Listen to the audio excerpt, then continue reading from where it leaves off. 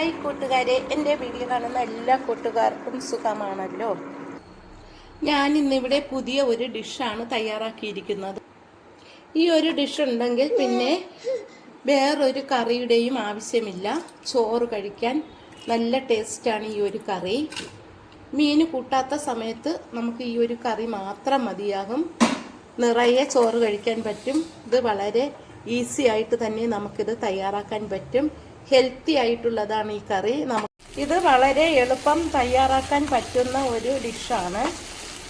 ഇതിൽ അയണൊക്കെ കൂടുതൽ അടങ്ങിയിട്ടുണ്ട്, ഇരുമ്പൊക്കെ അടങ്ങിയ ഒരു ഡിഷാണ് ഞാനിന്ന് തയ്യാറാക്കാൻ പോകുന്നത്.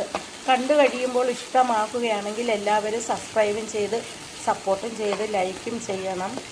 വീഡിയോയിലേക്ക് കടക്കാം. നമുക്കിന്ന് ചേമ്പിൻ്റെ തട കൊണ്ട് ഒരു പുളിങ്കറി തയ്യാറാക്കാം. 2 ചേമ്പിൻ്റെ തടയാണ് എടുത്തിരിക്കുന്നത്. ഇത് ചെറുതായിട്ട് നമുക്കൊന്ന് അരിഞ്ഞെടുക്കാം. ഇതുപോലെയാണ് അരിഞ്ഞെടുക്കാനുള്ളത്. കുറച്ച് നീളത്തിന് ചെറിയ കഷ്ണങ്ങളായിട്ട് അരിഞ്ഞെടുക്കാം. ഒരു സവാളയും അതുപോലെ നമുക്ക് അരിഞ്ഞെടുക്കാം. ഇതുപോലെ നമുക്കെല്ലാം അരിഞ്ഞെടുക്കാം. ഇനി ഒരു പാൻ ചൂടാകുമ്പോൾ അതിലേക്ക് 2 സ്പൂൺ വെളിച്ചെണ്ണ ഒഴിച്ചു കൊടുക്കാം.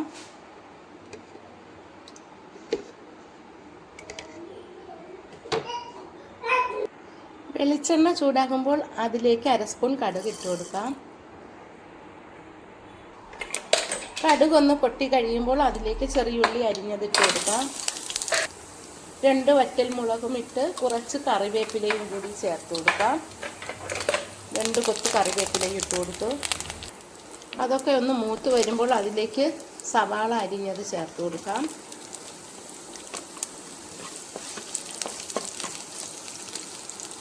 ചേമ്പിൻ്റെ തണ്ട് അരിഞ്ഞത് ഇട്ട് കൊടുക്കാം. ഇട്ടൊന്ന് വാട്ടി കൊടുക്കാം.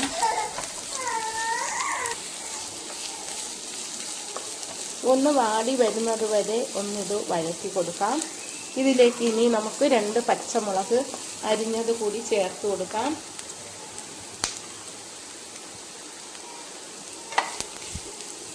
ചേമ്പിൻ താളിൽ ധാരാളം ഇരുമ്പ് സത്ത് അടങ്ങിയിട്ടുണ്ട്.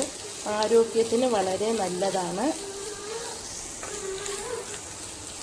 കുറച്ച് സമയം വഴറ്റിയിട്ട് ഇതിലേക്ക് നമുക്കിനി പഴുത്ത ടൊമാറ്റോ അരിഞ്ഞത് ചേർത്ത് കൊടുക്കാം. 2 ടൊമാറ്റോ അരിഞ്ഞതാണ് ഞാൻ ഇതിലേക്ക് ചേർക്കുന്നത്. ഇതെല്ലാം കൂടി ഒന്നുകൂടി ഒന്ന് വഴറ്റാം.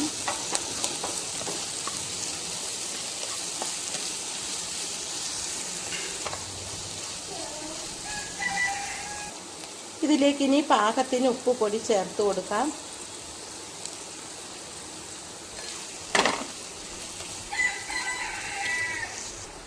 അര സ്പൂൺ മഞ്ഞൾപ്പൊടി ചേർത്ത് കൊടുക്കാം. ഒരു 1/4 സ്പൂൺ ഉലുവാപ്പൊടി ചേർക്കാം. ഉലുവാപ്പൊടി കൂടരുത്, കയ്ക്കും. അതുകൊണ്ട് കുറച്ച് ചേർത്താൽ മതിയാകും. ഉലുവ ചേർക്കുമ്പോഴാണ് നല്ല ടേസ്റ്റ് കൂടുന്നത്. പുളിങ്കറി ആയതുകൊണ്ട് ഇതിലേക്ക് ഒരു 1/4 സ്പൂൺ കായപ്പൊടി കൂടി ചേർത്ത് കൊടുക്കാം. എന്നിട്ട് ഒന്നുകൂടി ഒന്ന് വഴറ്റി കൊടുക്കാം. ഇപ്പോൾ നന്നായിട്ട് ടൊമാറ്റോയൊക്കെ വെന്ത് ഉടഞ്ഞു വന്നു. ഇനി നമുക്കിതിലേക്ക് കാശ്മീരി മുളക് പൊടി ചേർത്ത് കൊടുക്കാം. 1/2 ടീസ്പൂണാണ് ചേർക്കുന്നത്. എരിവ് കൂടിയ മുളക് പൊടി ചേർത്താൽ കഴിക്കാൻ പാടായിരിക്കും.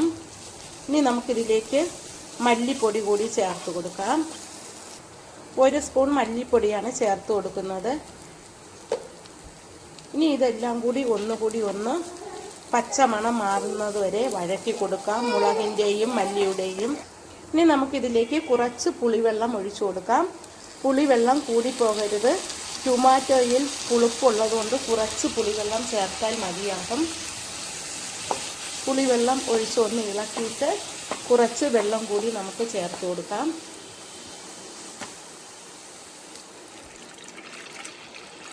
എന്നിട്ട് നമുക്കിത് ഒന്ന് അടച്ച് വെച്ച് വേവിക്കാം. ഉപ്പൊക്കെ ഉണ്ടോയെന്ന് നോക്കിയിട്ട് അടച്ച് വെച്ച് വേവിക്കാം. നമുക്കിത് തുറന്നിട്ട് ഇളക്കി കൊടുക്കാം. നന്നായിട്ട് വെന്ത് കുറുകി വരുന്നുണ്ട്. കുറച്ച് സമയം കൂടി വേവിക്കാം.